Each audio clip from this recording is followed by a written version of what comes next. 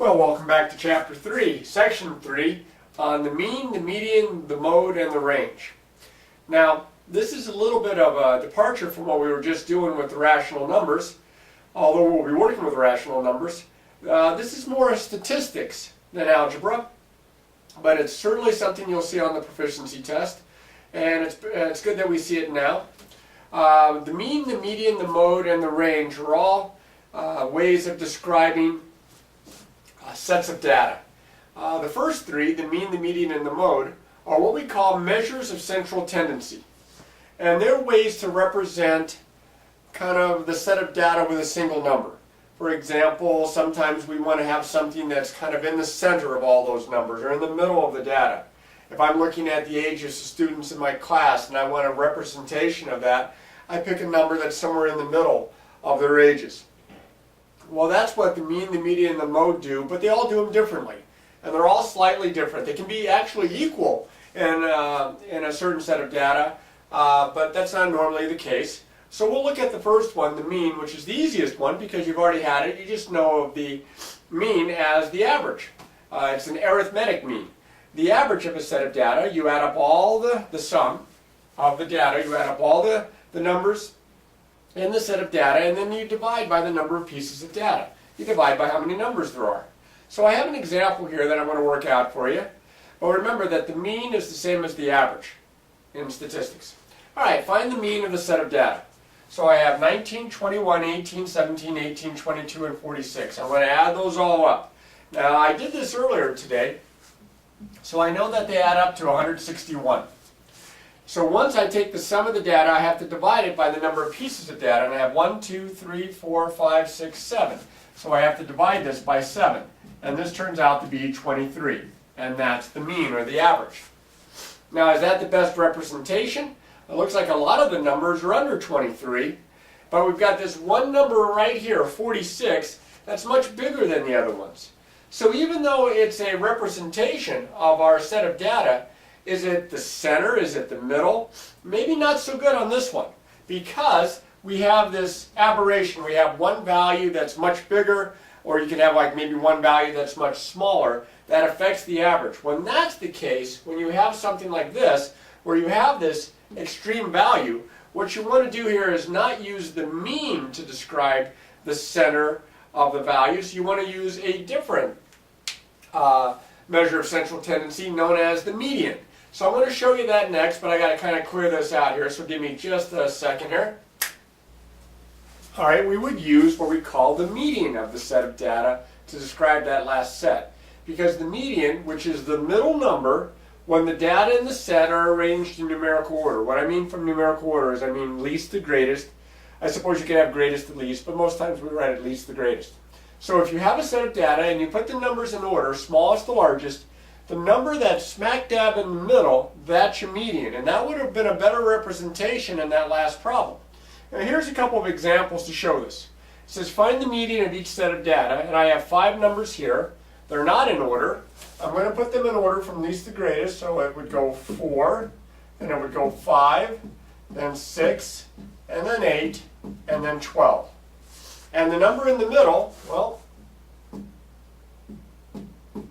is 6. 6 is the median. That's your answer. Now, you may be thinking, well, what happens if you have an even number of numbers in the set of data? For example, this one. I have 1, 2, 3, 4, 5, 6, 7, 8. I have 8 numbers, an even number of them. So again, I'll put them in order and I'll show you what to do. 1 would go first, then 3, then 6, then 8, then 10, then 12, then 15, and 17. Now if I try to find the number in the middle, as you're already going to guess, there are 2 numbers in the middle. Well, if there are 2 numbers in the middle, then the median is their average. You just add them up, divide by 2. So that would be 18 divided by 2 is 9. The median for this set is 9. So it might come out to be a decimal. Don't let that bother you if it does. But that's what we're going to do here. Now, the third type of measure of central tendency is called the mode. The mode of a set of data is the number that occurs the most often in a set. All right, so if you look for repetitions.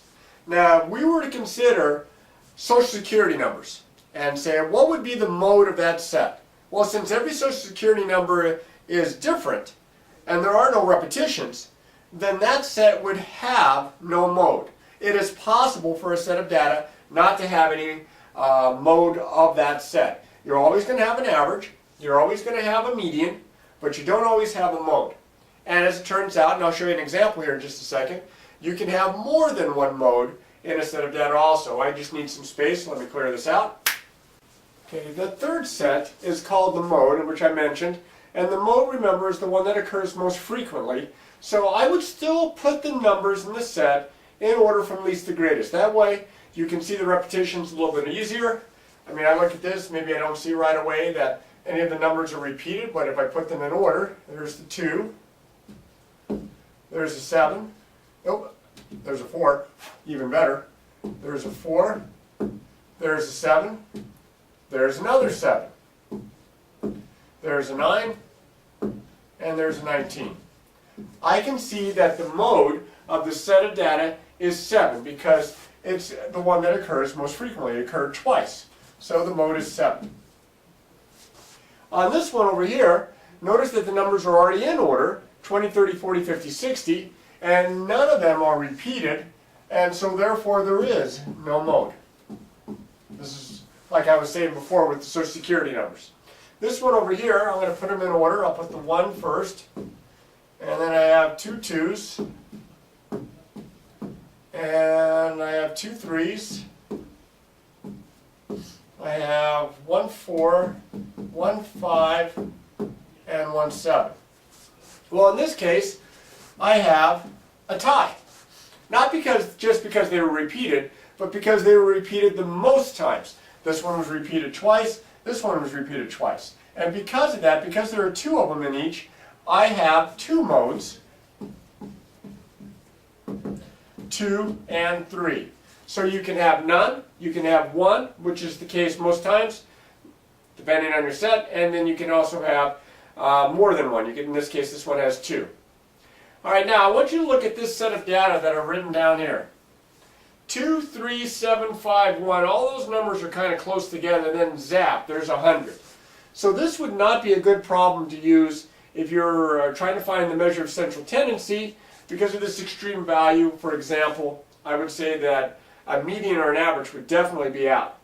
But there is a way to describe this because there is such a diversity in the numbers that we look at not a measure of central tendency, but what we call a measure of central variation, or just a measure of variation. And that measure of variation is known as the range. The range of a set of data, just like the name would probably indicate, is the difference between the greatest and the least values of the set. Okay? Sometimes when a person is talking to you about, oh, let's say how much money various jobs have offered, and you say, well, the least was $40,000 a year, the most was $50,000 a year. They give you the 2 extreme values, the difference, of course, being that range. 50,000 minus 40,000, 10,000, that would be the range of the values. So all we have to do is take the largest value and subtract the smallest value. Another good reason to put these sets in order from least to greatest. So I'll do that down here. I have 4, and then I have 5, then I have 6, then I have 8, and then I have 12. Here's a set of 5 numbers. The median is 6. There is no mode. The average would be 1545 divided by 5 would be 9. But the range is the largest value minus the smallest value, 4. And that's 8. Now this one over here is kind of a frequency setup here where you can see that there's 1 10, there's 2 11s, there's 3 12s, there's 2 13s. Here again, you can kind of look at this and you can get a gauge on some of the other statistical analysis, but my largest value is 13, my smallest value is 10, and my range is 3. Now there are 3 measures of central tendency and there's 1 measure of variation, so you have to keep those straight. And because the 3 measures of central tendency all start with the letter M, it's easy to remember that there's central tendency, but sometimes students get, they kind of get them mixed up. They're not sure about the median and the mode and which one is which. So, and this is the only time I'll do this because I can't carry the tune, is there is a little song to help you remember this that goes to the melody of Row, Row, Row Your Boat, okay? It's mode, mode, mode the most, the average is the mean, median, median, median, median, the one that's in between. So look this over, make sure you keep them straight, and remember, practice, practice, practice.